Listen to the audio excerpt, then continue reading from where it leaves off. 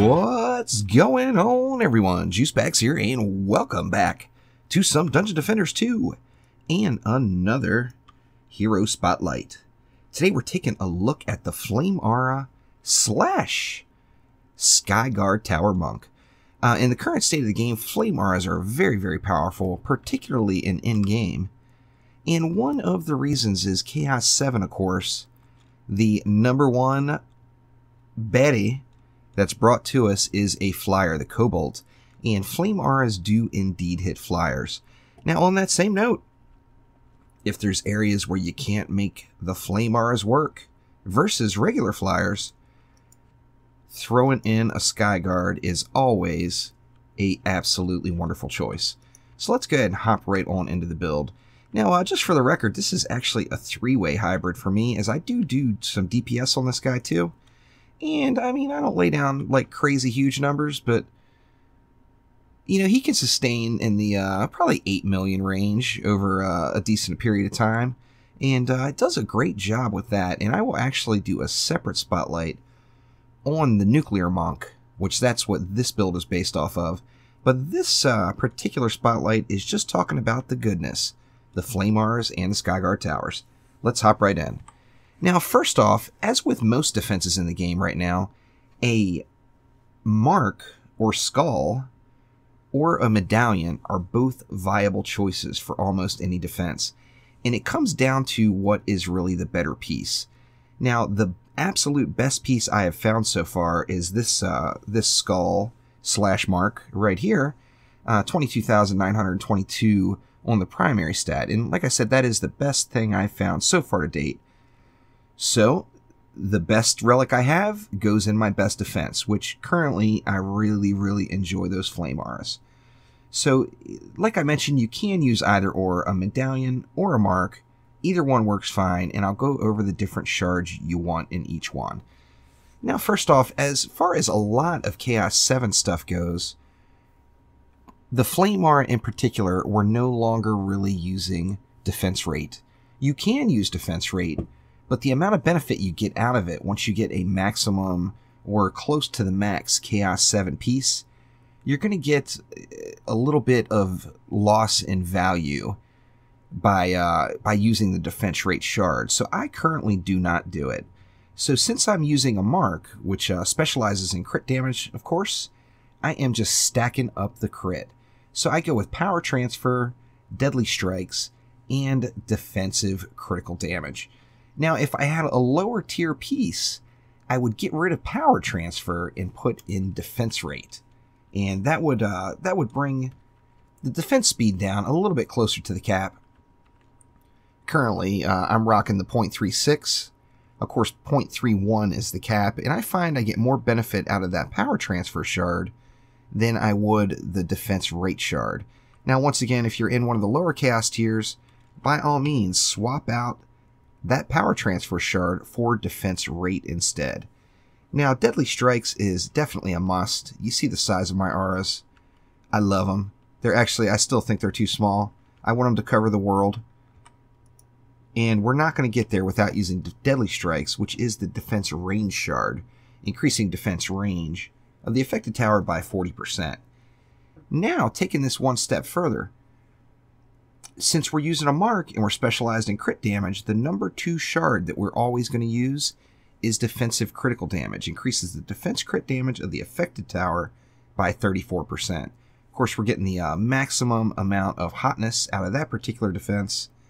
Now, if I was using a medallion on this item instead, I would actually swap that around, and I would go power transfer before I went defense critical damage. So if you're in a lower chaos tier and you're using a medallion instead of a mark on your Flame Auras, you're going to want to go deadly strikes, defense rate, and power transfer in one of the lower tiers. That would be the way to get it done. Now let's move right on to the Skyguard. Now the Skyguard is one of those towers where you don't get, the Flame Aura as well, you're not getting accurate descriptions on the tooltip. My flame armor is not calculating in crit damage, and crit damage is the basis of the build since I'm using a mark. So it's showing at 59,000 damage per second, where more realistically at tier 1 it's doing closer to about 400,000 damage per second. Same thing with the Skyguards. My Skyguard is showing 1.46 million. It's doing substantially more than that. Now I haven't bothered to go through and do the math, but I can tell you it is rocking it, no doubt about it. Now the Skyguard and the Flame Aura are just an awesome combination. Like I mentioned, the Flame Aura itself can be used for flyer control, but any situation where you can't, the Skyguard is going to clean up for you and get the job done. Now on the Skyguard, we're using the power trio, is like the way I like to call it. It is the trifecta of medallion shards, as 99% of the defenses in the game will be very effective with this combination, and that is defense rate, deadly strikes or defense range, and power transfer. That is the trifecta of medallion hotness, and it's something you really want to get used to, as you're going to want duplicates of these shards as you come up through the ranks. Now, hopping right on into the Ascension, as I mentioned, both very viable flyer control. However, the Skyguard, when you use them, flyers are not going to be an issue. Now, when we're first starting off with Ascension, the number one thing, as with every single builder, is to max the defense crit chance. The game is highly balanced right now with crit damage, and defense crit chance has got to be a thing, because no matter what your crit damage, if you don't have the crit chance, it's not going to happen. So when you get to level 60 Ascension, your utility category should look like that. With defense crit chance maxed, every one of your first points needs to go directly into it. Now, I personally use my Flame Auras more than I use my Skyguards. So the next thing I started to do is work on the Flame Aura range gambit, and I got 50 points directly into that. Now, of course, this is a hybrid build, so I can't neglect the Skyguard. After I had defense crit chance maxed and the Flame Aura range gambit maxed in the utility category, I then went with Skyguard slow duration and maxed out the Skyguard range gambit. Now, as I mentioned, I do use this hero for DPS as well, so I'm going to go ahead and max out the top three: ability mana, movement speed, which is the quality of life, and then the hero crit chance once again.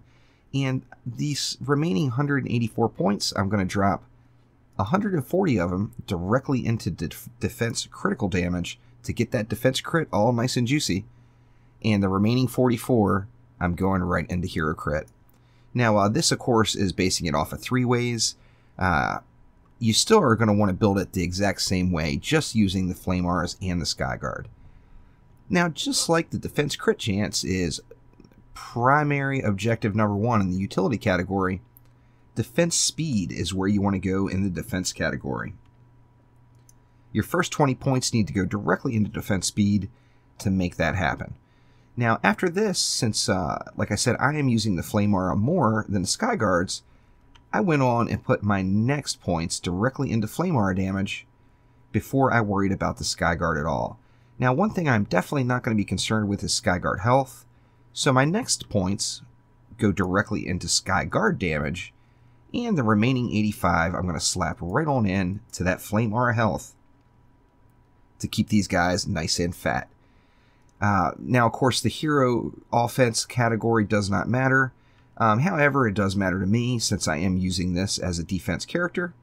So I'm going to max out my hero damage, my hero health, and both heroic presence heal and heroic boost damage. And I'm a big fan of the Chi Blast, so my remaining points are going to go directly into Chi Blast. So once again, your first primary points for a Flame Aura Skyguard builder are going to be defense speed in the defense category, and then defense crit in the utility category. Hope this helps everyone out. If you enjoyed the highlight, please click that like button and subscribe to the channel, as there will be a ton more hero highlights for Dungeon Defenders 2 coming your way. And as always, let me know in the description below which hero spotlight you want to see next. Thanks again. We'll see ya.